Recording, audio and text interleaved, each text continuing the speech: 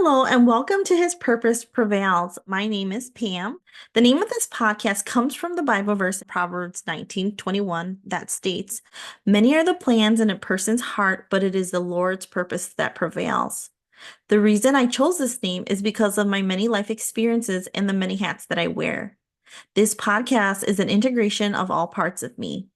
I am a Christian, I am Hmong, I am a woman, I am a mental health therapist, a wife, a daughter, and so much more. The topics that I speak on will be related to these different parts of me and may be relatable to you as well. I invite you to join me as I and other speakers share our experiences, offer wisdom, messages of hope, or just a different perspective.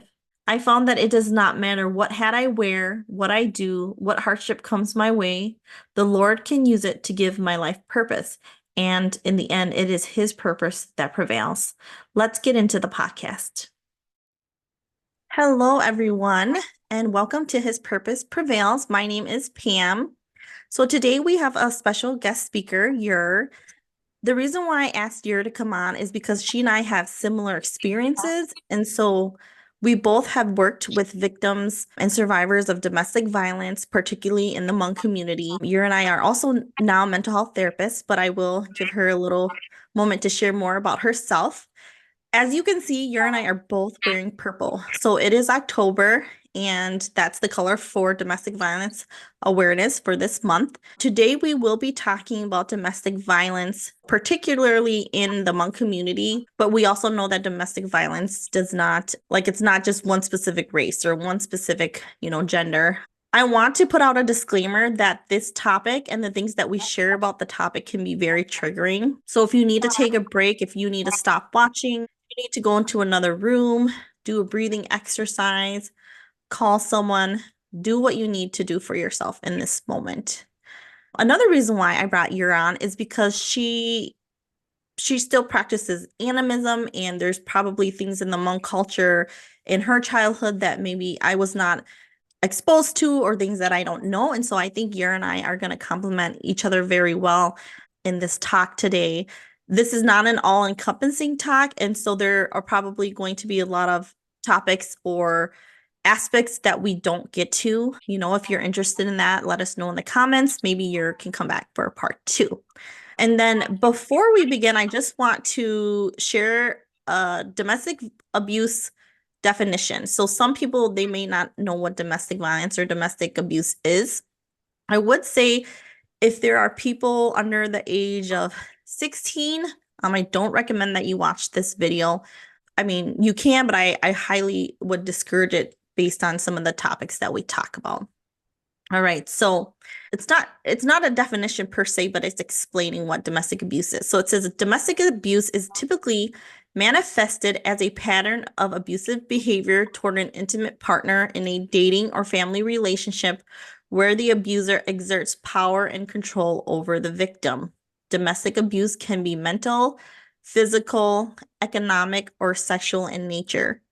And so I think a lot of what Yer and I will be discussing is domestic abuse or domestic violence. We'll use that word interchangeably between like a romantic partner, maybe a husband and a wife, but that's not to say it can't happen with a parent and a child or a relative who's living in the home, but we'll try to focus on just intimate partner violence.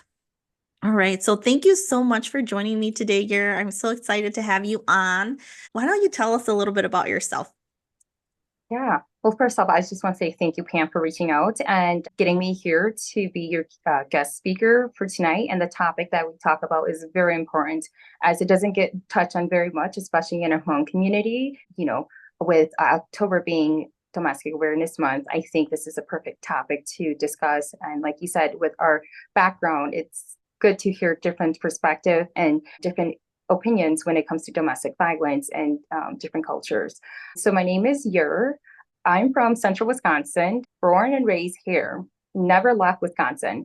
I have been a domestic violence and sexual assault advocate for a little over 6 years now with our local shelter here in Wisconsin Rapids.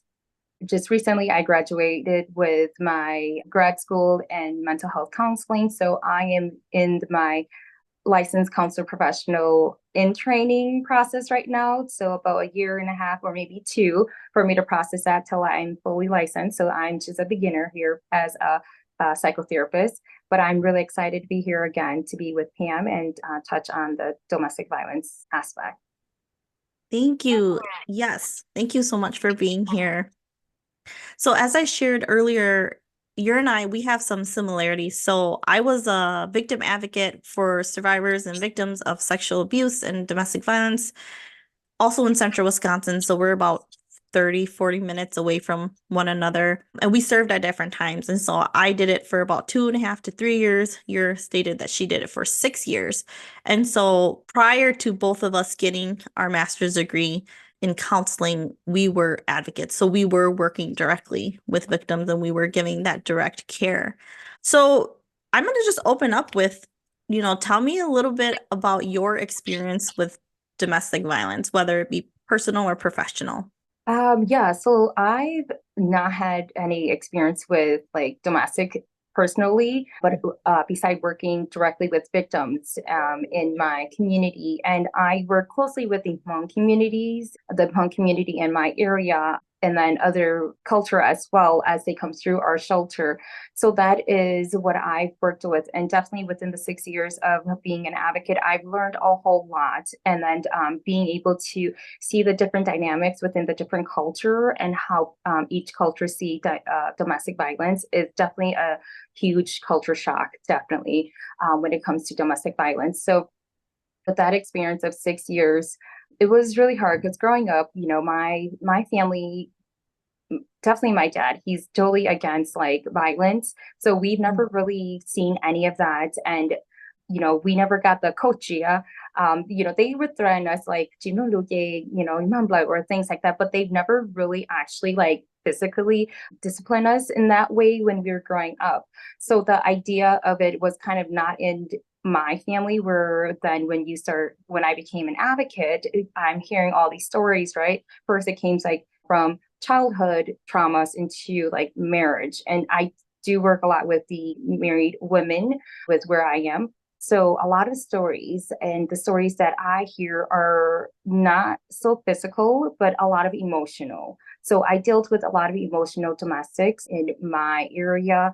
Rarely do we see anyone coming through with physical, but I think it's also because in the area that I was working for is such a small community and everyone knows everyone, where that trust isn't quite there yet, or they're not feeling open or not ready to leave that relationship to where they are ready to expose more of the emotional. But definitely those are the experiences that I had with domestic violence. Okay, thank you so much for sharing. And I'm so happy that you haven't had any personal experiences. It's very traumatic growing up in a household. So with me, like my parents, I grew up them fighting. I saw them fighting every day. And I was never physically abused by my father, but other siblings reported that they had been. I'm the second youngest of 9 kids, and so I wasn't there to witness that. But I don't want to minimize emotional abuse either, because emotional and mental abuse can be very traumatic and can have a lot of negative effects too. But you're saying that, within the Hmong community, within the population that you worked with locally to you, there was a lot of emotional, but they didn't disclose a lot of physical. And I just want to highlight that because, although the Hmong community is very large, I say this all the time, it's also very small. And so some victims, now the majority of people that report and that are victims are women, but that's not to say men cannot be abused also. I've seen some cases in which the man is the victim, but not a lot of them come forward. So when we say victim, generally we're going to be speaking about women. Yeah, and I've seen that over and over where they don't want to disclose how bad it is unless they're ready to leave. And so they'll give you a little bit. They might, ask for resources. They really want change and they need help. But ultimately, there's a lot at stake. There's a lot of risk involved. And so they don't want their name to get out there. They don't want people to know about them and what's happening within the home. It's very private. Like Hmong people say, "Ka chi san tuok lu kay na ya." You don't want to expose your egg, expose the very vulnerable things that are happening in the home. So, and I think it's also difficult because, I've done presentations on domestic violence in the Hmong community, and they say that domestic violence is hard to translate and it's hard to identify because they don't consider emotional or mental abuse, right? And if it's physical, well, they want to see like bruises, they want to see blood, they want to see physical evidence that it's happening. And so I think that's another barrier or another reason why women stay silent or they don't speak up. And it's really hard for them to get the help they need. Yeah, I totally agree. Like you mentioned, definitely growing up, I've seen my parents like arguing and things like that. But if there was any domestic emotional abuse, definitely they hit it pretty well. But I would assume not, because otherwise I would definitely think that our relationship with our parents would not be as great as it is. But yeah, pertaining back to the victims that we served back then, definitely. And what I like about being an advocate helping these victims is because where I work, though, I can't say this goes across the state of advocates who works with victim. We were non-mandated reporters. So the benefit of being a non-mandated reporter is that these individuals can come to us and share like very horrified things that maybe they're not ready to leave. And we would kind of like help and navigate that so that they are safe, where we don't really need to report unless we know or we feel like they're really in danger to where they could, definitely get killed or something like that.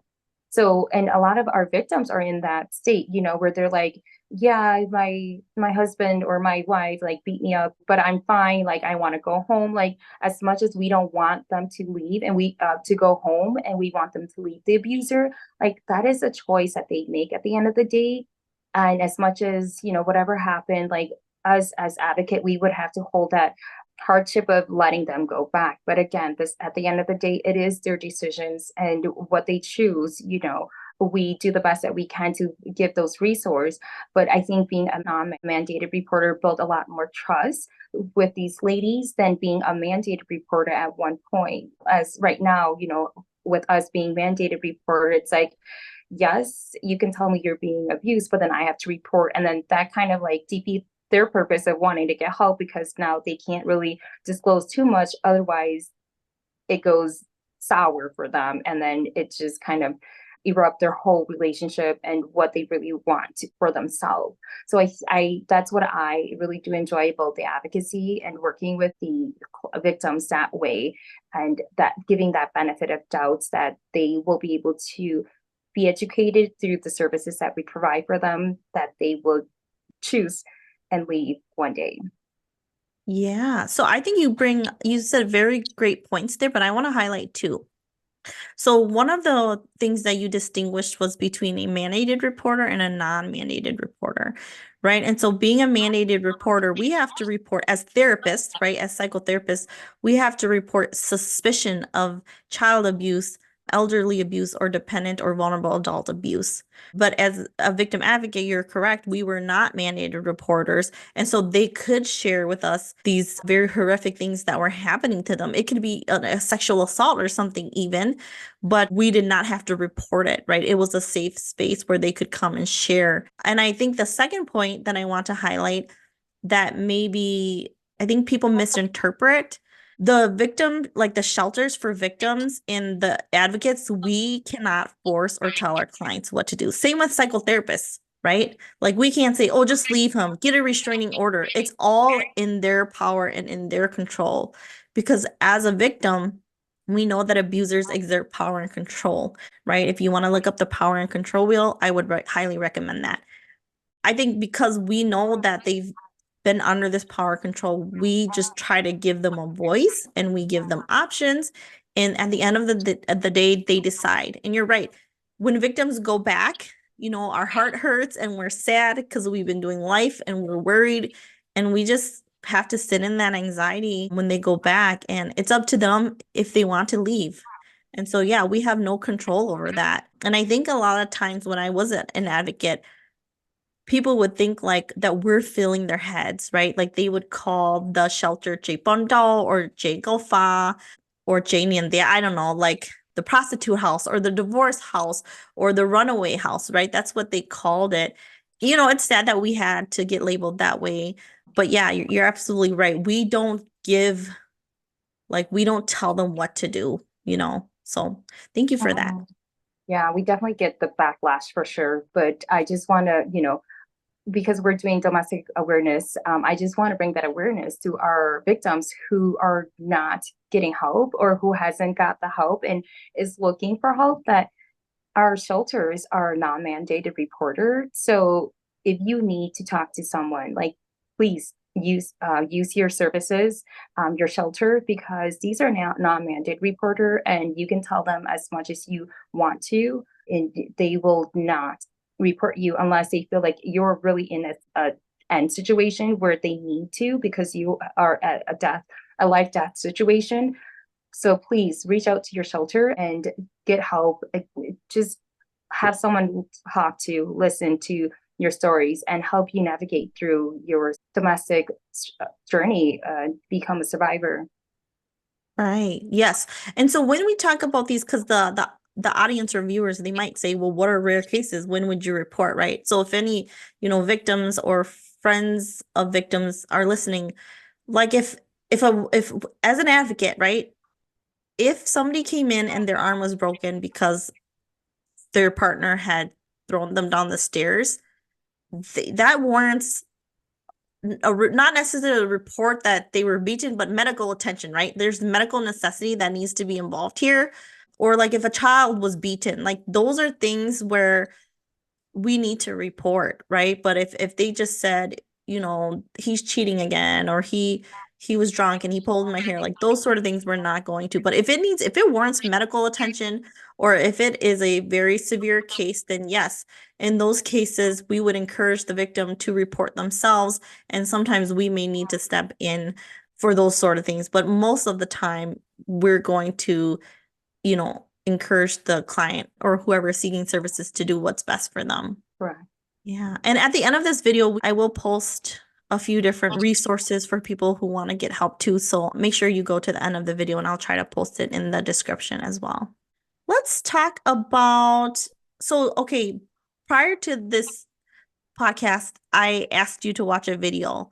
And the video was with the actress. Her name is Nu Lee. She's Hmong Lee, and she had a video where she went Facebook Live, and she was videoing the surrounding of the home. The door had a hole in it. The walls, there were two different walls that had holes in it. And she was saying that she was so tired, she can't take it anymore. And that it's almost like she had it.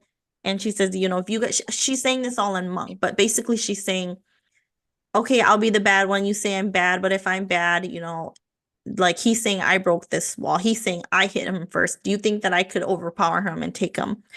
And people in the background, I'm not sure who they were, but they were sometimes, like, some of them were laughing at her. Some of them were saying she's dumb. She had described that she was watching a video and she was home, and he had wanted to come sleep in or lay next to her. I don't know if that was physically, like he wanted physical intercourse, or he just wanted to lay next to her. But she knew he was drunk, and when she said when he's drunk, he gets like that, and so she just wanted him to not be in the room, right? And the people were saying there was all this victim shaming from what I heard. If you have a different perspective, feel free to share. But he's like, oh, and then she was like, I'm calling you to take him. I'm calling you to take him, right? And they're saying, well, he's your husband. How can we take him? And you need to let your husband come into the room if he wants to lay down or if he wants to sleep. And so they were really minimizing. And I think as a Hmong community, we don't support victims very well. We shame them, we blame them, we have all types of excuses. And I was hearing that in this video. And then I think like later on, she actually came on and she had this like apology video of, I don't know if she said like things with me and my husband are fine. And I don't know if she like recanted, but because she's an actress, because that kind of like, I don't know if it went viral, but I think a lot of people saw the video. I kind of just wanted to use it as an illustration of like what sort of things happen, in a home that are not always discussed. And so I know that when I watched it, I was like, my heart was beating a little bit fast and I could feel like a little bit triggered when I was watching it. But like, tell me about what you saw in the video and like, some of the comments that you had. Yeah, definitely. So I am definitely one that's not doesn't jump to conclusion.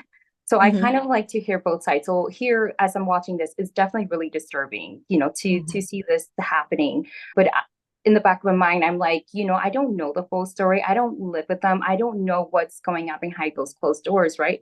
Here is a piece of her sharing this, and then at the end of the video, something happened. She was screaming. We don't know what really happened, right? So I know that a lot of people within those comments that was coming through has kind of jumped to conclusion, like this is what it is. He should do this. She should do this. The people in the Mm-hmm. back should do this. But what really got to me was definitely like our culture, right? Mm-hmm. It's it is just devastating to see that this patriarchal culture that we continue to practice lead our male this way, to think this way, to have our culture think this way, like, no, this is your husband, like you can't let him go sleep anywhere. And then for our newer generations, like for example, us as advocates, we kind of go through these training and we had adapt to this American Western culture of what the law is about, what rules is about. So here, with depending on who's watching these videos, right, is going to have those knowledge depending on the generation they are in. And for me, I think I'm like, well, as an advocate and being in the millennium, kind of give away my age, but it's like, Mm-hmm. well, I'm kind of in between, right? Where I'm like I could be traditional. I understand where the hierarchy power comes in, but at the same time, I'm also privileged to be educated in the Western culture to understand consent, right? Mm-hmm. Of what should have happened, and if she needs space, like they should have acknowledged that she needs space and just kind of maybe taken for a few hours or maybe the day so that she can settle down. But again, bringing back to our culture and patriarchy, like when you think about it, they're like, yeah, obviously that is how our Hmong culture is going to handle it, right? He's your responsibility, you're his responsibility, like you guys figure it out, like you guys called us to kind of be the medium for you guys. But patriarchally, Hmong culture, the male is going to get more power, and we as the Right. Zinza or the paternal side of the family being here to be the medium for you guys, obviously, it's just how patriarchal Hmong culture is, that the male is going to get that privilege if you're Mm-hmm. calling the husband side of the family to be the medium, right? Because that Yes. our women and the Hmong women are already seeing less power, seeing less privilege in that way. So I Mm-hmm. guess it really depends on where you're coming from. And for me, I again, I feel like there is two sides of the story to this, to where yes, it's so hurt feeling to kind of see her having to record this, but then it also rounds up to like, I don't know what the real behind the story is, because I don't think I Right. see the story that she came to apologize. But again, when you think about it, it's kind of like a cycle of abuse where it's like the night before he's drunk, and who knows, Mm-hmm. she's drunk, because I think I hear some comments or the rumors that she was also drinking that night. So Oh, yes. Mm-hmm. possibly they were both intoxicated, and we all know when you're intoxicated, you're not always in your right mind. So anything can Right. happen. So there's definitely two side to blame as well if she Yes. was also intoxicated. So that's kind of where I sit with this story, where I'm like, Mm-hmm. I don't know how to choose side because I don't even know, Mm-hmm. the real story, right? But definitely Right. there are a lot of red flags that this relationship is not healthy. Yeah, absolutely. I don't think that our goal is to determine like it's a 5-minute video clip, so Right. we cannot determine like whose fault it is, who did what first. But I just think I really heard exasperation in her voice, and people were like, she's like, I'm on Facebook Live and there's 100 viewers, and people are saying her, you're so dumb, you're so dumb. Like, and she's like, I don't care, I'll be dumb, I don't care, I'll say it's my fault. But she was like, I can't hold it back anymore, right? And like, would I say that going on Facebook Live was the smartest thing to do? No, but there was something that pushed her to go on Facebook Live. We don't know how long this, if they have a toxic pattern or cycle, how long it's been going on and whatnot. But even in that video, she was being blamed. I didn't hear anyone say to the husband, what happened? Why is she doing this? What did you do? What happened to the walls?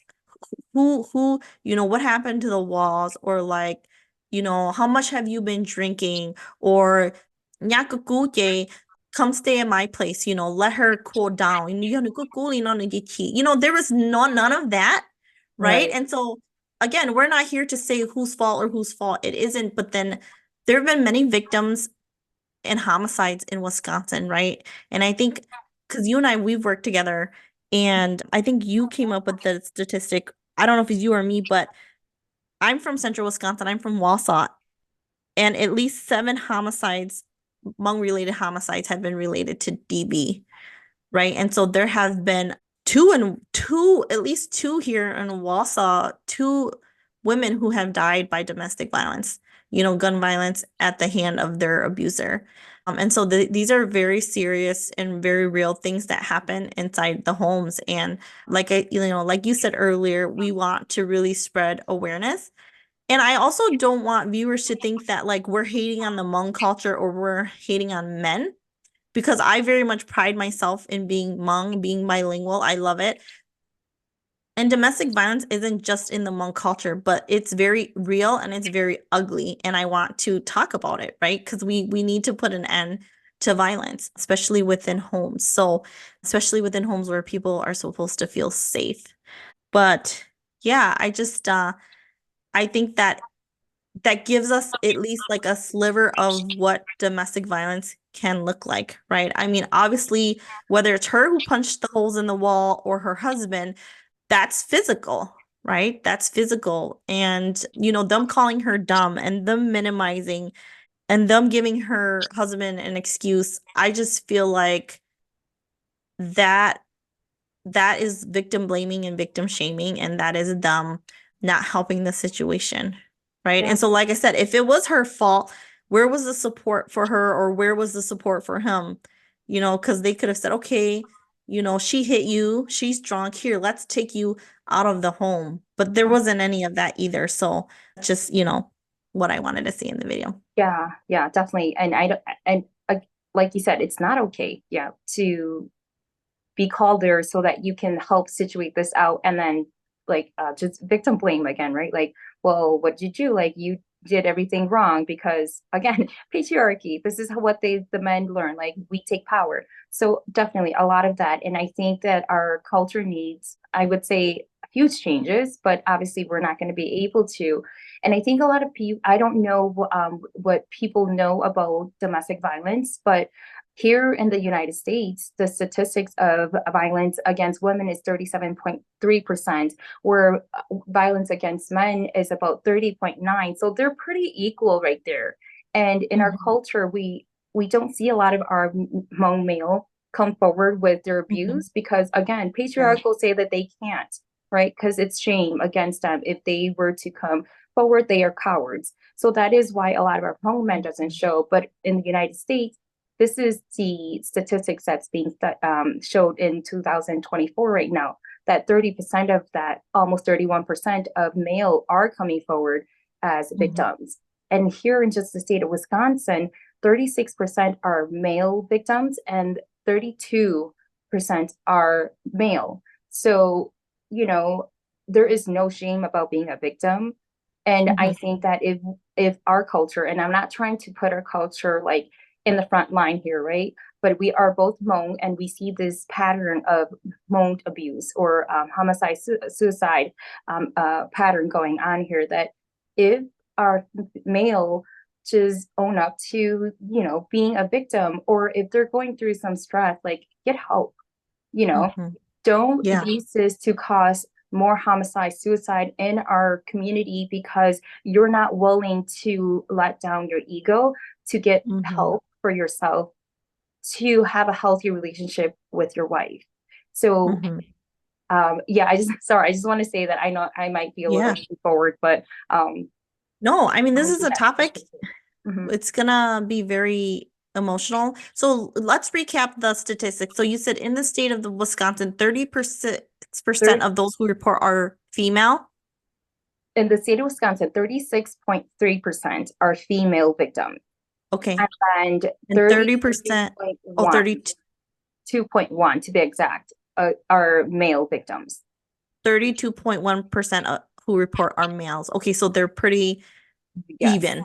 yes. Okay, gotcha. And where are those statistics from? Is it from like end abuse? Is it from It is, yep, through, uh, goodness, national domestic abuse. okay. Okay. All right. Mhm. Yeah, great. I think our viewers would appreciate having those numbers too. So Yeah. thank you for bringing that. Let's see here. What else do I want to talk about? So yes, the Hmong community is very much patriarchal, right? Men lead, men rule, men govern, men are the clan leaders.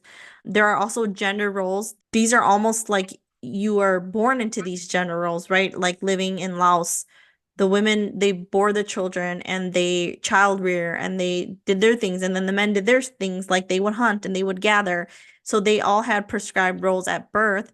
I also want to note that in Laos, there were not law enforcement that would come because the Hmong people would live, they would not get the greatest land, right? So they would live on the foothills of the mountain. They would have to learn how to farm up the mountain. And so they're so far away from the city that if if somebody died due to domestic violence, nobody's going to come and investigate. It's not like that here. And so I do think that the mentality that the Hmong men had in Laos, some of them carried it over here to the United States, but now there are rules that are supposedly there to protect victims, right? To prevent these things from happening.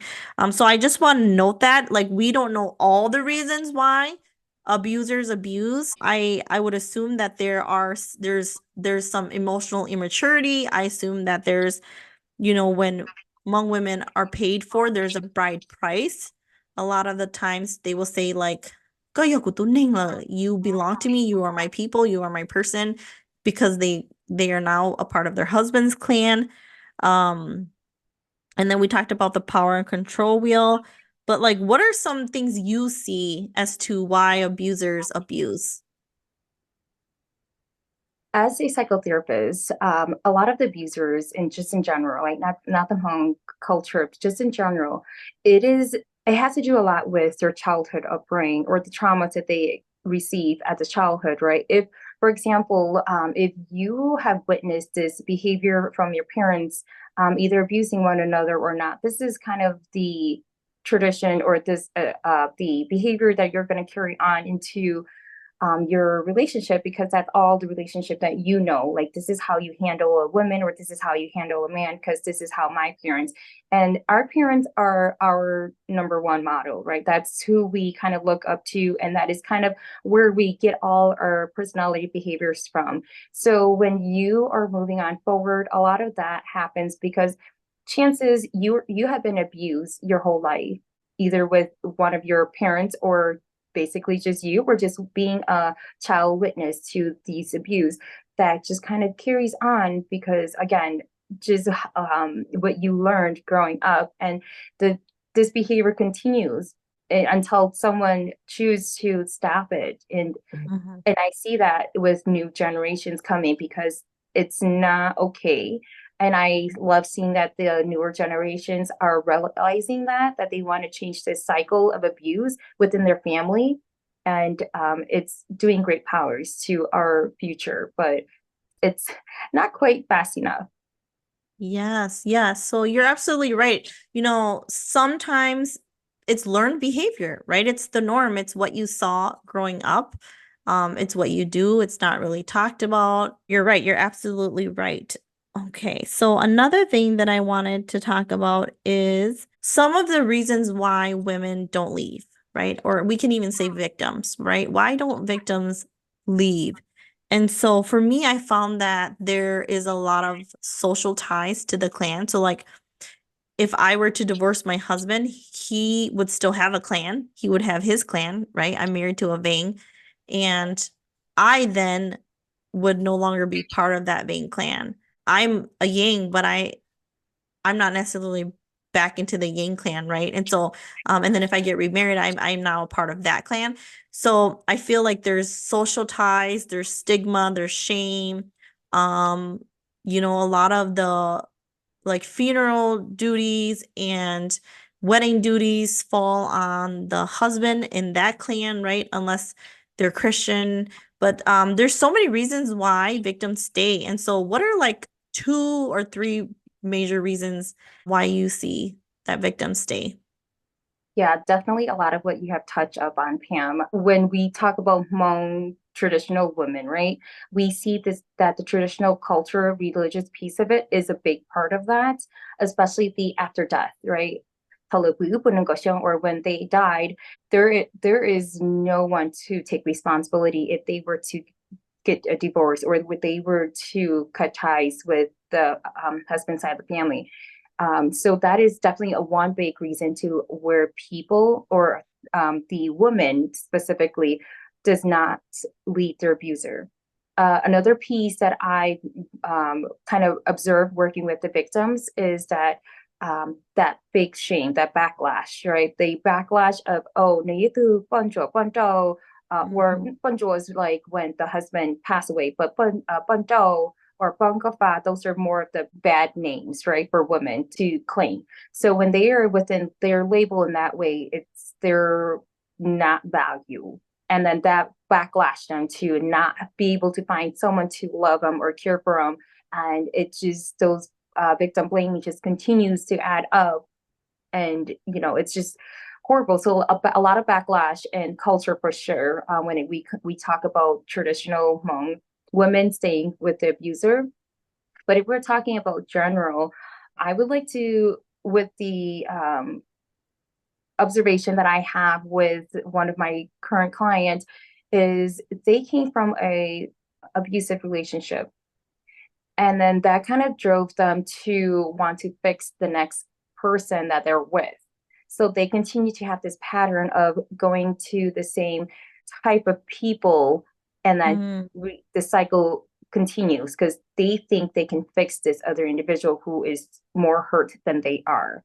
mhm, Or other observations that I've had with non-Hmong victims is this pattern of this is my comfort zone, and this is how I meet my needs. And a lot of these individuals that I've met are more on the low class to middle class, right? Where they're kind of needing more than just finance, right? They needing a place to stay, or they're needing maybe drugs, or like there are these necessary needs that they need to live on. And this is the only kind of people that they can find is people who's willing to take them in are these abuser. And a lot of these mhm, abuser are when they first meet these victims, they played it off like I'm a nice guy or I'm a nice woman, like I will provide all these for you. And then it leads into this cycle. mhm. So that is kind of what I see within the general population and within our culture itself. Yes. Okay. So what I'm hearing you say, and correct me if I'm wrong, but I'm also hearing you talk about like codependency traits, like women who have gotten out of an abusive relationship, they're the partners that they're choosing are unhealthy, are Mhm. toxic, are abusers. And you're saying if they're coming from lower socioeconomic, you know, if they have a background of, drug or alcohol use or different things like that, then that is a crowd that they are associating with. And these are where they're meeting their partners because the partners can kind of meet a need for them in a way too. And so they're not seeking, yeah, they're kind of falling back into the same patterns. But, I'm wondering if if they're not coming to therapy, like who's teaching them how to choose? Right? Who taught them how to choose in the first place? I was having this conversation with my mom, and like, Mom, you never told me what standards I need to look for in a man. Like, you never said, find somebody who doesn't do drugs, find somebody who doesn't hit women, find somebody who doesn't want to marry two, three wives, and I think status is a thing in the Hmong community, right? I mean, it is, but we're not going to get into that. But I just wanted to say you brought up a few good points. Yes, if you're coming out of an abusive relationship, please don't go back into another one. Please look for red flags. Please meet with a counselor. Please Google red flags and be healthier. And I think there's something to say too about women who choose these type of partners. They themselves are not super healthy too, right? And there's things that they could be working through for sure. Okay. But yeah, I wanted to go back to like different excuses. Okay, so oftentimes when women want to leave, generally, like if I said to my husband and I, we have had a few clan negotiations, right? Because he was 15 or I was 15, he was 16. We got married very young. It was in the beginning of our relationship and marriage, it was very tumultuous, right? And there was some domestic violence and things that played out at that time too, very early on. But when we are in front, like when we had the clan mediation or negotiation, my mom and dad would never say to me in front of the like everyone, you should leave your husband, right? Because now they have the label of they being the one that or they're the ones that chót là dun sai, or so they don't want the label of like being the one that broke up our marriage or being the one that persuaded me to leave or whatever, right? So in the Hmong community, though her parents may support her, they're not going to openly support her, and most of the time they don't want the family to be split up, right? So they kind of place like family status roles above things just because of the shame that plays out. So I just have a slide here from my PowerPoint. And so these are some of the things that victims are being told of why they shouldn't leave. And I've heard this from older people. I've heard it from people my age in their 30s. I've heard these things, but these are statements that blame and shame victims. Okay, so they're told to be patient, right? That's a common one. Or she and they. I've heard things not necessarily related to me, but related to the victim, right? Like, at least he isn't cheating. So he might be getting drunk. He might be beating you. At least he's not cheating, or at least he didn't go marry a second wife, right? I've also heard wait for him to mature. He doesn't, wait for him to mature. Or they might say, don't provoke him. Just be quiet. Like, if you know he's mad, if you know he's yelling, then just shut up, right? Or if you leave, your kids aren't going to have a father. You're not going to have a husband. No one's going to respect you. You'll never find someone who loves you as much as him. No one will truly love your kids. You have too much baggage, right? No one's going to want you. Baggage meaning children. Like, I don't know why people call children baggage, but they do. They'll say, well, we can't talk to him because he doesn't even listen to us. Sometimes people have said, well, he's a man, so he can do that. And then women are given several derogatory names like whore, a divorcee, that's a bad name, a runaway. And so there are a lot of reasons why, whether it's financial barriers, spiritual barriers, social barriers, just a lot of reasons why victims don't leave. Is there anything you wanted to add to that? Other than if they were to listen to that list again, you can see in there that there's a lot of victim guilt, right? Where they're guilting the Yes. victim to not leave by giving them these excuse guilt, like your kids, they're not cheating. Like, why are you making it such a big deal? Kind of guilt, making the victim feel guilty of themselves of making the wrong mistakes. Yes. Yes. And so in these statements, you don't hear, oh, we will sit down with him and talk to him. Or, we will tell him to get anger management, or we will help limit his drinking. The burden of it all falls on the women. And so oftentimes women will feel very stuck and very helpless and very hopeless. And we don't know what types of things that they're going through, whether it's clinical depression or anxiety, post-traumatic stress disorder. And so, yeah, this is just a very difficult topic, and there are a lot of barriers for the victims. I also wanted to talk about, have you heard that like sometimes they need 3 clan mediations before they will allow the couple to split? And so, like, let's say whether or not there's physical abuse, they might say, okay, bay la, bay tu val or whatever, or bay la, bay tu, we'll take accountability. And then let's say he does it, whatever he does again, whether it's cheating, whether it's physical abuse, whether it's going out all the, I don't know, whatever women are dealing with, right? And then finally, after 3 attempts, then they will release her, because I think a lot of Hmong couples, they're not always legally married, right? So they might be traditionally married, culturally married, but they're not legally married. And so due to many reasons why we're not going to fully get into right now, women sometimes need to have that, like, lanik to mohai ka tun ta, right? They have to like sever the ties, and there needs to be like the divorce or separation needs to be recognized in the Hmong community. So have you heard the saying that there needs to be like at least three clan negotiations before they'll allow the bride to leave? I am not familiar with that unless that is something new with the 18 clan recently. Mm-hmm. But from my understanding growing up and, like family members going through some divorce and things like that, as long as both sides are good and they done their due diligence to like divorce the individual, that's all that was needed was for both family to agree on it. And that's it.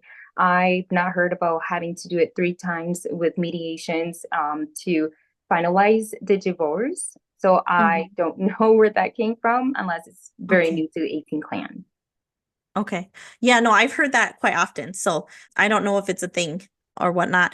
Um, Another thing I wanted to go back to is, like Hmong people will say to the victim, who are generally women, like, "Ko yo tolung bay, bundao," or "Ko tolung bay," whatever, right? Like it's the name, it's your name, like your name, your title, your label. But I don't ever hear that for the men. I don't think the name Bundao or Yundao for men, divorcee or divorced man, is as detrimental and hurtful and harmful to men as it is women. What are your thoughts about that? I think this goes back to this patriarchy practice that we have, right? Because Mm-hmm. they're so powered into our culture that to them, women's are the weakness and women's are to blame for. So when it comes to like, even though he was the one at wrong, we already know that the Gati is going to favor him, be like, no, the one, or it's because of the woman that is Mm-hmm. why he cheated on her, even though like she done nothing wrong. She's to blame. So Yes. when it comes to the end of the divorce, obviously, even if he isn't the one, if he is the one to blame, he still got the thing of, oh, he's a male and he's a man and he can move on because he's got that power, right? The ego. Right. So obviously they're not going to break his ego because he's the man of the house. He's the man of the next generation. So I think that is why we don't hear that a lot, because they are given the power of being the household and Right. everything is put on the female in our culture. When Yes, so Hmong men are given more passes, so they can cheat, and sometimes it's acceptable, even normalized, right?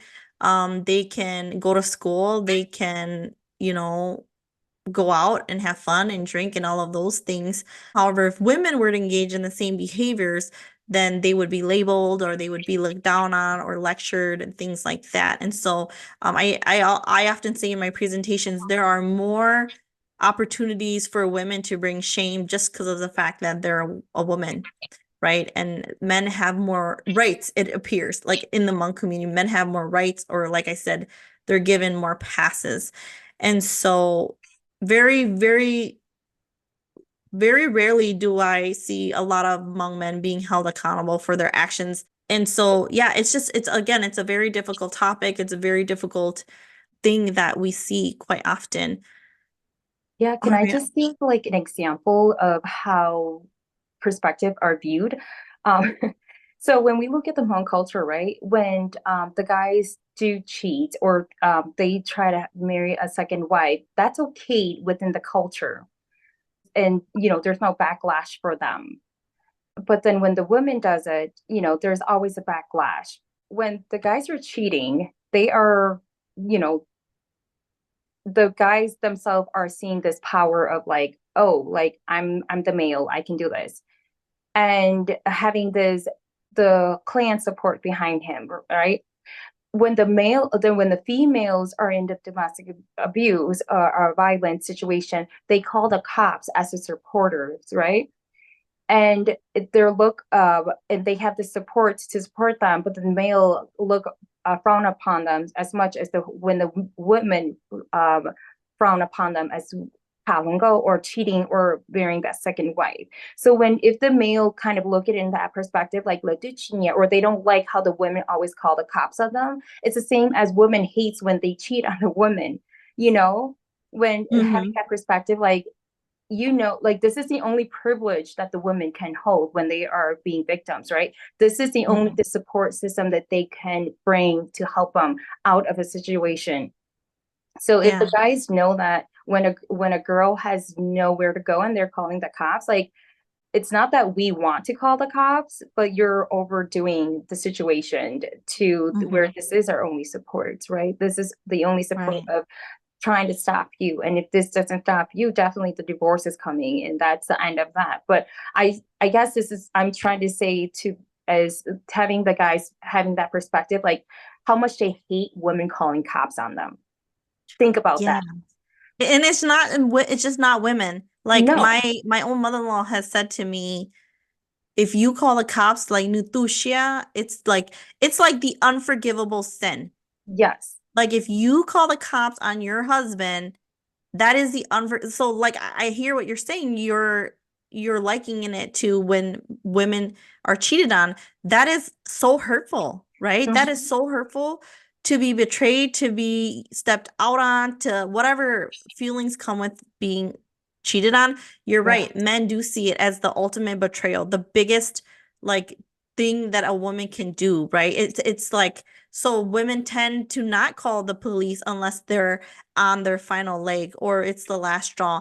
And oftentimes women do go through the clan, to try to get the help that they need. But if the clans are all male dominant and if a woman's voice isn't being heard, it's almost like they're just doing it to appease the bride and her parents. But like how much change really happens. So no, I like that you bring that point up.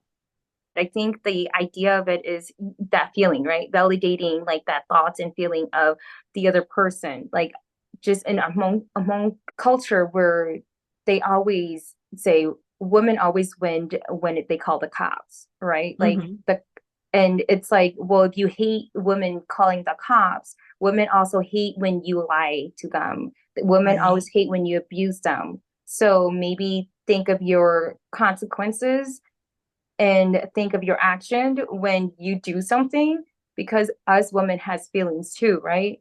And Right.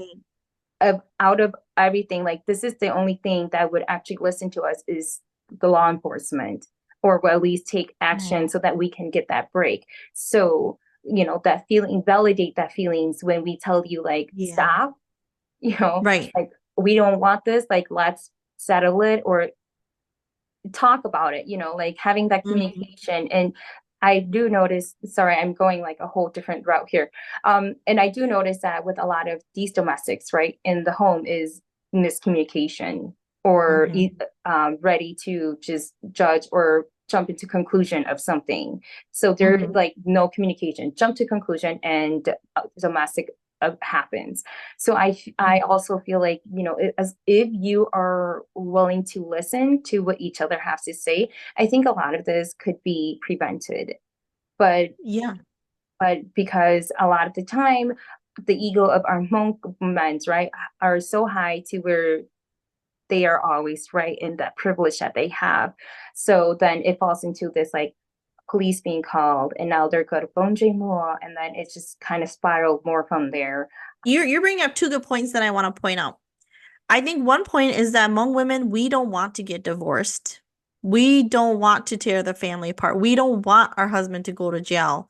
We want a healthy, loving marriage and partnership and family, right? Nobody gets married thinking, yep, 10 years from now, I'm going to call the cops on him.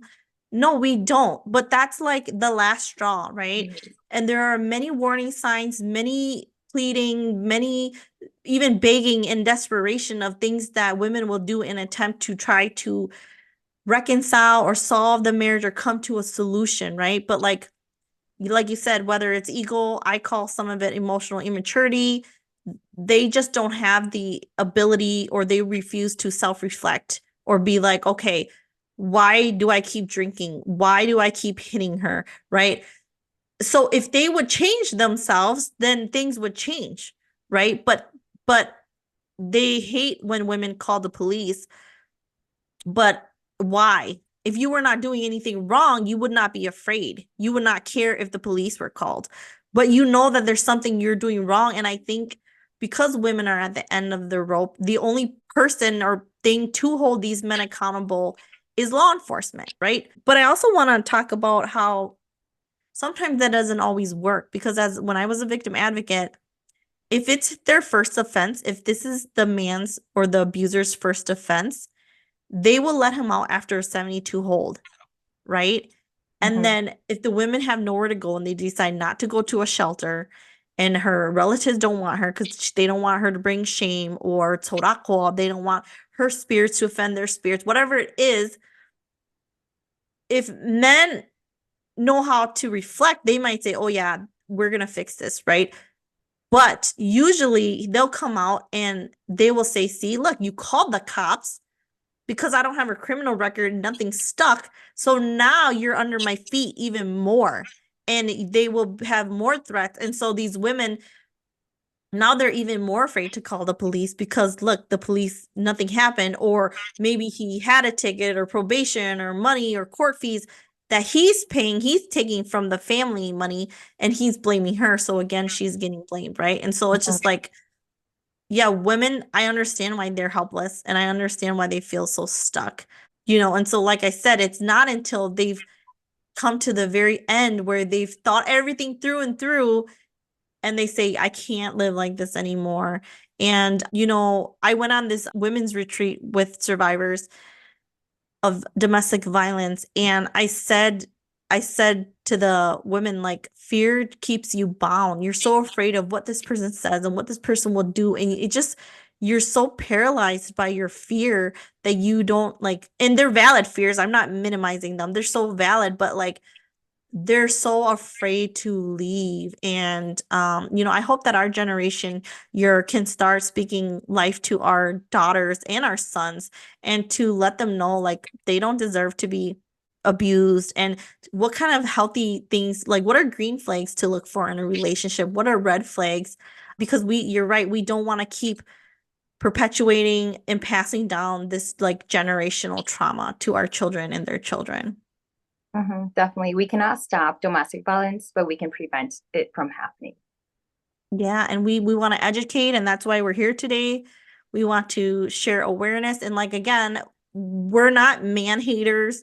We don't, hate among men, but we're gonna call out the ugliness in the world, which is violence, which is hurting people, right? Okay.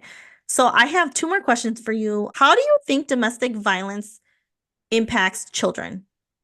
And it doesn't have to be among children, or it can be if that's what you want to talk about. Yeah, definitely impacts them how I was talking about earlier with their trauma, right? It kind of set them to fail if they don't know how to change themselves. And it teaches them to have behaviors like this at the school, which kind of shut them out from their social peers, right? If they're going to have negative behaviors, peers are not going to want to be friends with them. And then this brings them into more mental health situations like social anxiety or bullying, so much that can come into a child's life due to being a witness, domestic victim witness, or being a victim themselves. So definitely impacts them a whole lot as a child. Yeah. I just want to add to that. So children will often show signs of anxiety. I know as a child I was very anxious, like kind of on edge, but I didn't have the language for it. I couldn't put it into words. Sometimes children will regress, so they might There might be bedwetting. They might feel guilty or blame themselves for their parents fighting. Like you said, there's social anxiety or even separation anxiety. They don't want to leave their parent because they don't know what will happen. Oftentimes, children will have low self-esteem if they've witnessed domestic violence. Children may not be able to focus at school or on school. They may have stomach aches or headaches or even act out. Children may be told not to tell anyone about the abuse or that they may be taken away. And so now they're almost like the holder of this big secret. It's going to impact friendships, it's going to impact other relationships. And so those are just a few signs and effects that this has on children. And the last piece that you've mentioned, Pam, I think it affects a lot of our non-Western culture families, right? Where it's like, if you tell, then we're going to break us up, the family up. And again, this blaming and this guilt that brings into these individual who could have a better life if they were to get out of a very toxic family situation. But at the same time, it could go the opposite way too, where they may end up in a more toxic Mm-hmm. situation, family dynamics. So overall, I feel like when a child is willing or can express and share, let them when it's just about to start, because it could still be fixed. Then Mm-hmm. wait until the very end and you keep having this child shut their mouth about what's going behind the closed door, because not only are they witnessing this, but they're only also experiencing all of what Pam had just mentioned, right? Anxiety, depressions, all the others that may lead them into a darker path. And they won't even be able to live as a child because they have so much that is building up and dark, and there's just this darkness in them.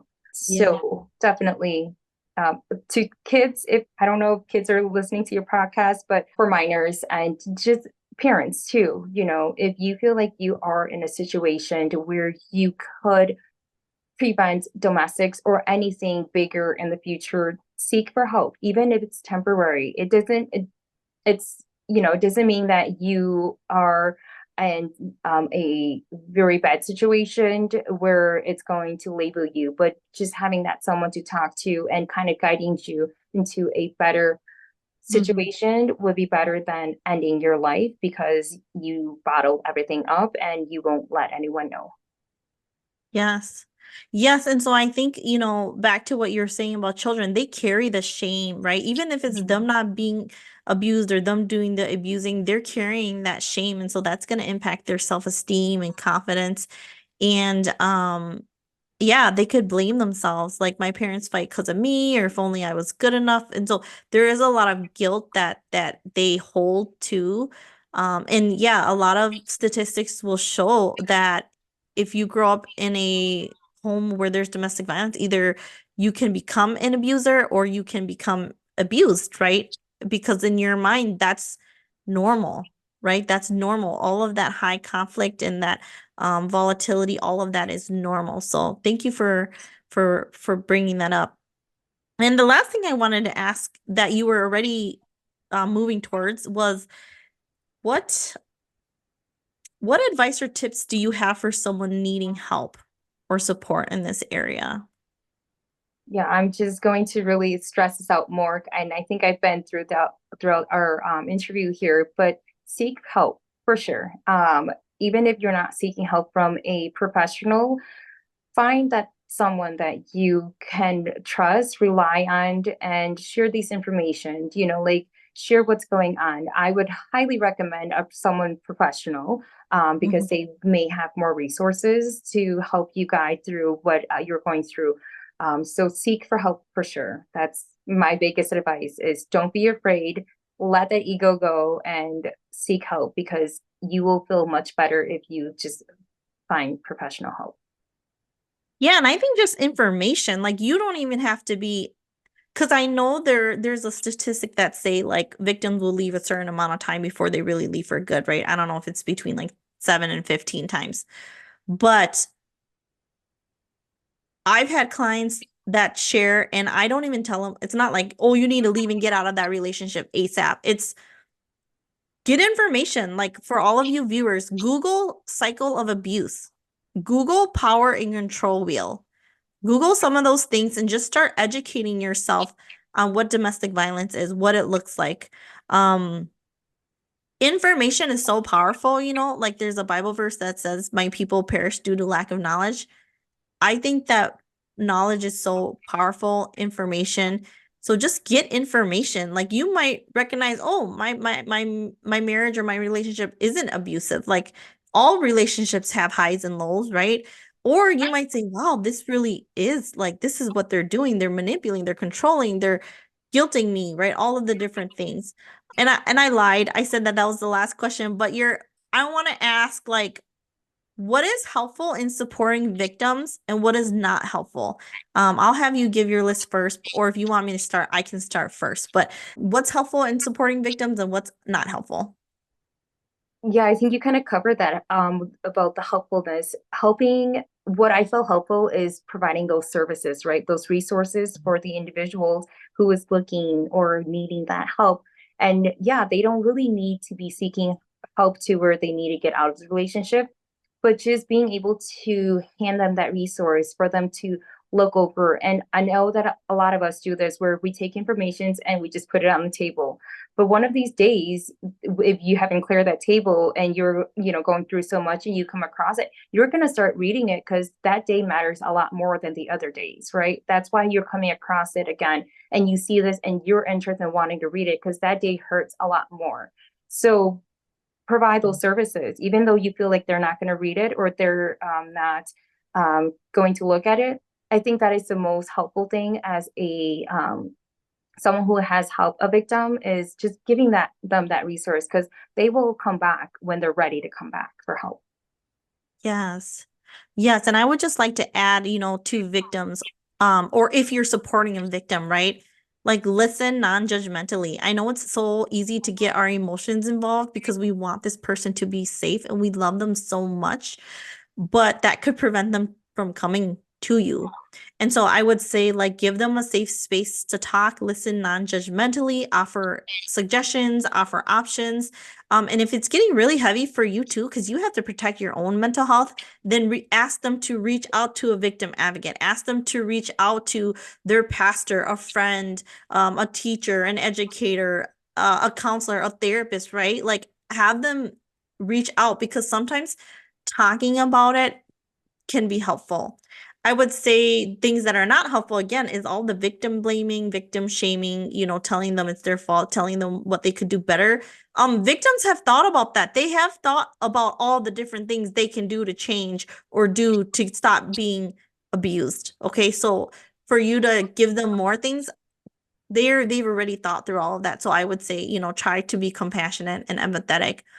I would say for abusers, or those who get very angry, those who start to destroy things, those who need to unleash their anger on people, pets, things like that something isn't right in you, right? You know that there is something you are feeling out of control. And sometimes out of that feeling of out of control, you do things, right? So anger will often lie to us and make us feel like we're in control, right? Anger is this big explosive emotion and it makes us feel like we're in control because everyone fears us, everyone quiets down, everyone listens to us, but there's something in you. And so I would encourage like people who are abusing, you got to get help, whether it's your own therapy, whether you seek out a trusted mentor. There are people that you look up to, reach out to them because the women, the children, the victims, this is so damaging.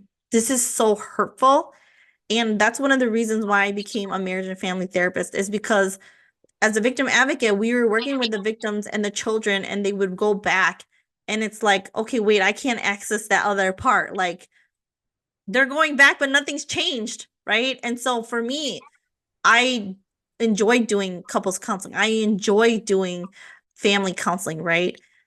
So I just like, there's a reason why you're drinking. There's a reason why you're angry all the time, right? It's not because your wife can't do anything right. It's not because your kids don't listen. Like you had that issue before your wife and kids were here.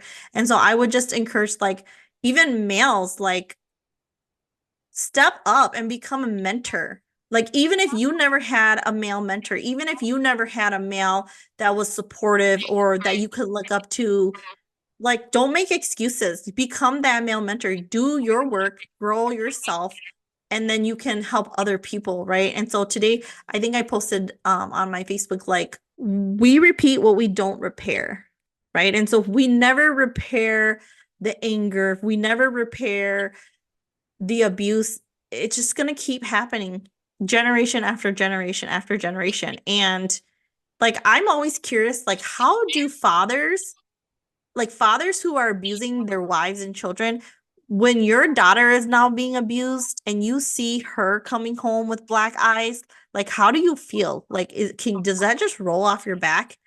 Or if your granddaughter is coming home and she's being cheated on, like, does that make you feel good? Like, is that a happy, fuzzy feeling? Or like, or they disconnect or dissociate? I don't know. But, obviously you and I, we don't have all the time. There's different things we can talk about, like international marriage and, Hmong men marrying women from overseas. This could take a lot of time for us, but we're just gonna cut it off here. Thank you so much again, Yer, for joining me and for talking about this hard topic. Is there any final words that you have for us? No, I think this was a really needed and powerful conversation that we have. And I know that not everyone's going to agree to, our opinions, but again, everyone has their own perspective and opinions on everything and anything. And I just hope that for those that is willing to listen, this is empowering to you guys and you guys are open to accepting or learning from these conversations and hopefully educating those that may not be able to or are helping the victims that would need help. Yes. Yes. And I just want to say, we are not stuck. Sometimes things feel very hopeless and it feels like we're stuck. But especially if you're supporting a victim,